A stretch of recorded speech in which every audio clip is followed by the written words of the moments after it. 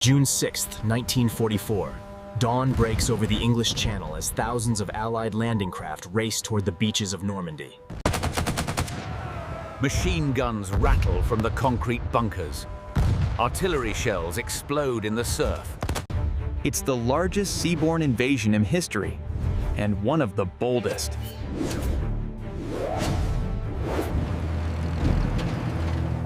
But let's change one thing.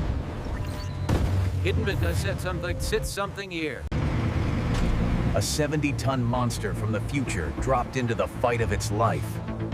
So what happens when the most... This isn't your grandfather's Sherman tank. The M1A2 Abrams weighs 67 tons, twice as heavy as any World War II tank. It's powered by a 1,500 horsepower gas turbine engine that screams like a fighter jet. This thing can plow through obstacles that would stop an entire armored division, all while driving fast enough to overtake a prey. It's got a 120mm smoothbore cannon that fires rounds twice as powerful as anything in 1944. Each shell can punch through. But the real game changer is its armor.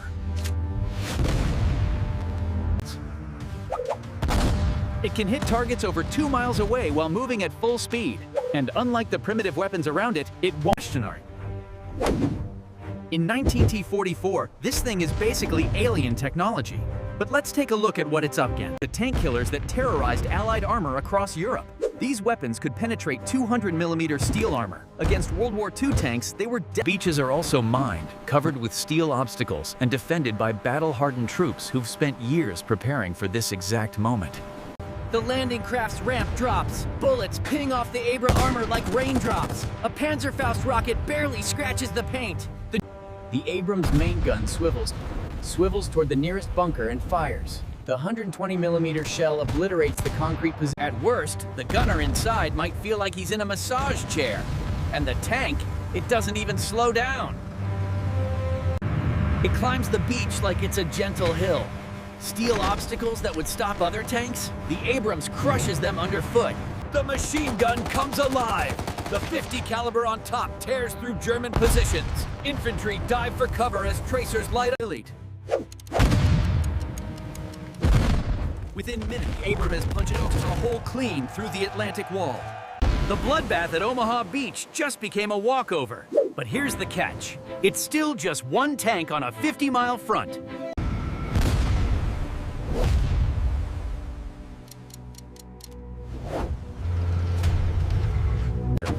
In intense combat, it's got maybe 6 to 8 hours before it needs refueling. The problem?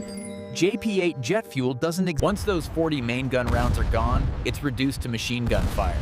When the fuel runs out, it becomes a very expensive pillbox. There's another problem. Mines. The beaches are seeded with anti-tank mines powerful enough to blow the tracks off. The real impact isn't just tactical, it's psychological. Allied troops see this invincible war machine carving through. On the German side, panic sets in. Radio chatter explodes with reports. The 21st Panzer Division, Germany's armored counterattack force, gets the shock of their lives.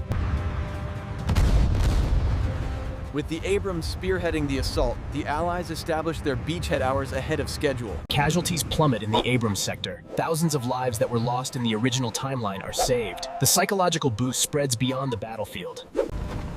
German commanders redirect artillery and reserves to deal with the supertank, weakening their response elsewhere. But here's the kicker. Even with all this success, the Abrams can't win World War II by itself.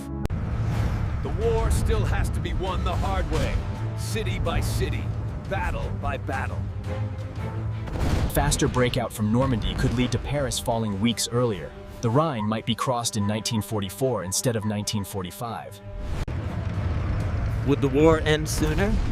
Maybe. Would it save lives? Absolutely. But Germany's ultimate defeat was already inevitable by 1944. The Abrams just makes that inevitable victory faster and less costly. There's one last twist. What if the Germans captured the tank? Even a broken-down Abrams would be a treasure trove of future technology. The Allies would have to destroy it rather than let it fall into enemy hands, adding another layer of tension to the mission.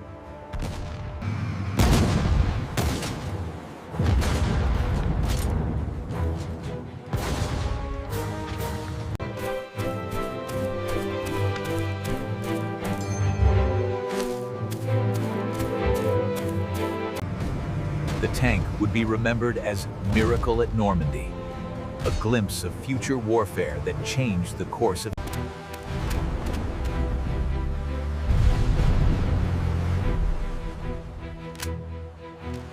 Beyond the front lines, the Abrams became a blueprint, a catalyst for accelerating technological innovation for generations to come.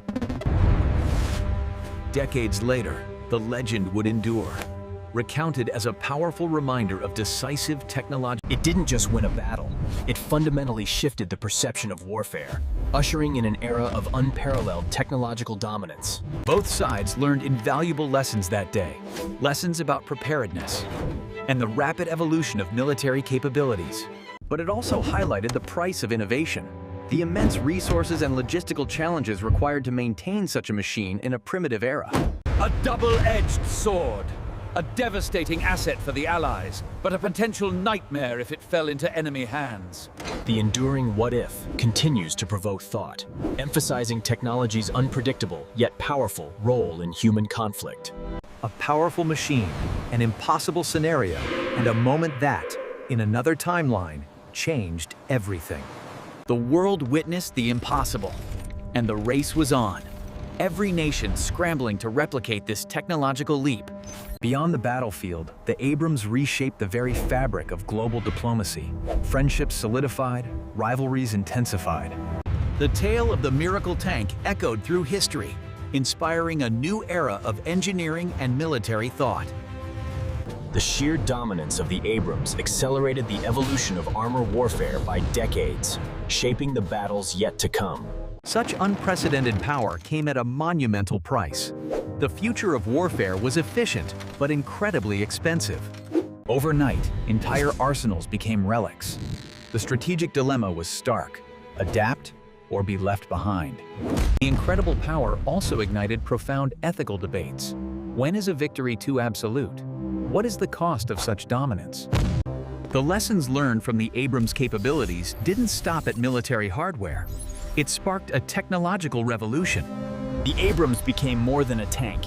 It became the ultimate what-if in military history, forever changing perspectives on the past. Abrams, a legend born of impossible circumstances, stands as an enduring symbol of humanity's relentless quest for progress. The advanced materials and computing power, first harnessed for the Abrams, rapidly permeated civilian industries. Nations around the globe didn't just scramble for military replication. A fierce scientific race for understanding and applying these new principles began. The what-if extended beyond just military outcomes. Historians debated how early access such technology. The ethical debates intensified. Questions arose about the power of surveillance. The monumental cost of these advancements forced nations to reevaluate their entire budgets, shifting vast resources.